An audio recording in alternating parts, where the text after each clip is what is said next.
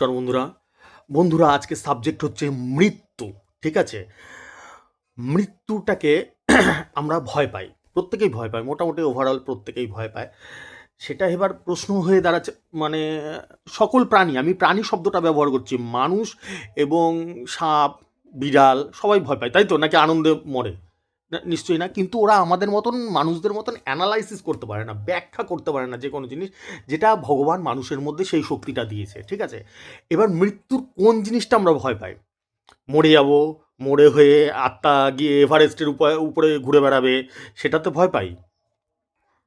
মরে যাওয়ার পরে আত্মা উড়ে বেড়াবে, কোথায় যাবে না যাবে সেটা নিয়ে ভয় পাই, না সেটা নিয়ে চিন্তা করি? একদম না বন্ধুরা। আমরা চিন্তা করি হচ্ছে কি, মরতে গিয়ে কতটা কষ্ট হবে, কতটা কষ্ট ফিল করতে হবে, সেই জিনিসটা আমরা ভয় পাই। ভয় পাওয়ার আসল জায়গাটা হচ্ছে গিয়ে সেটা। এবার একটা কথা আমি তোমাদেরকে বলতে পারি বন্ধুরা, আমার মতে, এটা সম্পূর্ণ ব্যক্তিগত আমার মতামত। মরতে গেলে তোমার এক ফোঁটা কোনো ব্যথা বেদনা কষ্ট হয় না। ঠিক আছে? কোনো কিছু হয় না। এবার তাহলে এখানে প্রশ্ন দাঁড়িয়ে পড়বে, দাদা তুমি কবার মরেছো ভাই? তুমি কবার মরেছো যে তোমার অভিজ্ঞতা থেকে তুমি এই কথাটা বলছো? অ্যাকচুয়ালি আমি, যদি তোমরা আমার আগের ভিডিওগুলো দেখো তাহলে বুঝতে পারবে আমি পুনর্জন্মে বিশ্বাস করি। পুনর্জন্মের ভিডিও বানিয়েছি। তার মানে যদি আমি বিশ্বাস করি, তার মানে আমি এর আগে নিশ্চয়ই মরেছি, নিশ্চয়ই এর আগে জন্মেছি। সেটা একবার হোক, কয়েক লক্ষবার হোক, সেটা পরের বিষয়। হয়েছে নিশ্চয়ই। ঠিক আছে? এবার আমার প্রশ্নটা আমি বলছি কি, যে কোনো কষ্ট হয় না, পেন হয় না, ব্যথা হয় না, কিছু হয় না। ঠিক আছে? আর আরেকটা কথা বলে রাখছি বন্ধুরা, আলোচনার প্রসঙ্গে, এটা কিন্তু ন্যাচারাল ডেথের কথা বলছি, স্বাভাবিকভাবে যার মৃত্যু হয়। ঠিক আছে? বয়স হয়ে মানুষ যে বয়সজনিত কারণ হয়েছে, এগুলো মৃত্যু হয় তাদের। আনন্যাচারাল ডেথ, যেগুলো দুর্ঘটনা বা অস্বাভাবিক মৃত্যু, আমি সেগুলো বলছি না, কিন্তু সেগুলো কিন্তু এর মধ্যে না। ন্যাচারালি সেগুলো ব্যতিক্রমের খাতায় পড়ে না। আনন্যাচারাল ডেথ নিশ্চয়ই সবার হয় না, সবার ন্যাচারাল ডেথটাই হয়। তো সেই ক্ষেত্রে বলছি যে ব্যথা এসে লাগে না। তার কারণ কি, আমাদের পরমেশ্বর সৃষ্টি করেছে, ভগবান সৃষ্টি করেছে, ভগবান আমাদের খুব ভালোবাসে। তাই তো? আমার তো তাই মনে হয়, ভগবান খুব ভালোবাসে। তোমাদের কি মনে হয় তোমরা কমেন্টে জানিও আমাকে, তোমাদের কি মনে হয়। আমরা একটা জিনিস খেয়াল করে দেখবে, জন্মের আগে, পৃথিবীতে পা দেওয়ার আগে শ্বাস নেব, তার অক্সিজেন রেডি করেছে। সূর্যদেব আলো দিচ্ছে, আলো ছাড়া কোনো প্রাণী বাঁচতে পারে না, সূর্যদেবের আলো। আমাদের খাওয়ার ব্যবস্থা করে দিয়েছে, কি খাবো না খাবো তার জন্য রয়েছে। আর ইভেন একটা যখন বাচ্চা, একদিনের বাচ্চা কি ভাত ডাল খাবে বসে বসে? নিশ্চয়ই না। সে আসার আগে সে কি খায়? দুধ খায়। কিস দুধ খায়? মায়ের দুধ খায়।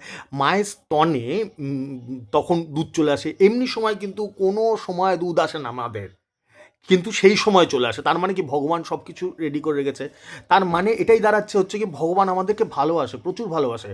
একটা বয়স হবে, বয়স হয়ে মরতে হবে, সবাইকেই মরতে হয়। যে কোনো যার সৃষ্টি আছে তার ধ্বংস হবেই হবে।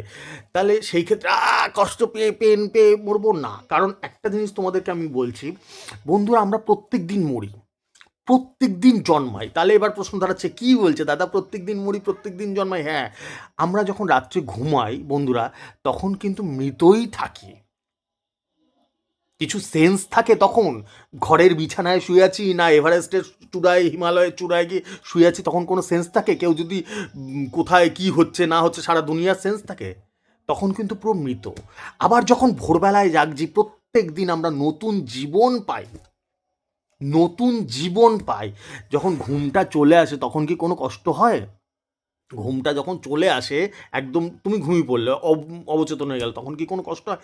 কোনো কষ্ট হয় না। আবার যখন ঘুমটা ভাঙে সকালবেলায়, সে একটা বিড়ালের আওয়াজে হোক, কুকুরের আওয়াজে হোক, কি পাখির আওয়াজে হোক, যখন ঘুমটা ভাঙে তখন কি কোনো কষ্ট হয়, পেন হয়, কোনো মানে বেদনা হয়? যে জিনিসটা একদমই হয় না বন্ধুরা। এইটাই হচ্ছে সিস্টেম, এইটাই হচ্ছে যে কোনো ইসে হয় না। এবার প্রশ্ন এখানে দাঁড়িয়ে পড়ছে যে তাহলে আমি এরও কনফিডেন্সের সাথে বলছি কী করে? কারণ বন্ধুরা, আমি ভগবান মানি। আমার মতন কোটি কোটি মানুষ আছে যারা ভগবান মানে। ভগবান কি আমি দেখেছি?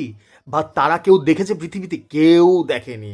আমরা কি ফিল করি, অনুভূত করি, ফিল করি, এইভাবে আমরা ভগবানকে ব্যাখ্যা করি, তাই তো? অনুভব করি, ফিল করি, তাই তো? নাকি না ভগবানকে চশমা পরে দেখেছি, দূরবীন দিয়ে দেখেছি, খালি চোখে দেখেছি, এরম কেউ আছে? কেউ নেই পৃথিবীতে। ঠিক আছে?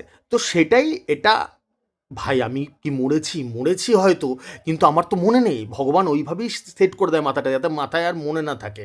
কিন্তু একটা বুদ্ধি দিয়ে, অ্যানালাইসিস দিয়ে, ব্যাখ্যা দিয়ে, অনুভূতি দিয়ে একটা করে যায়। অনুভূতিটা কিরকম, ঘুমালে যেরকম কি কোনো সেন্সই থাকে না। কোথায় আছি, শুয়ে আছি না সমুদ্রে শুয়ে আছি না কোন জঙ্গলে শুয়ে আছি, কোনো সেন্স থাকে না। কোনো কোথায় আছি না থাকে না।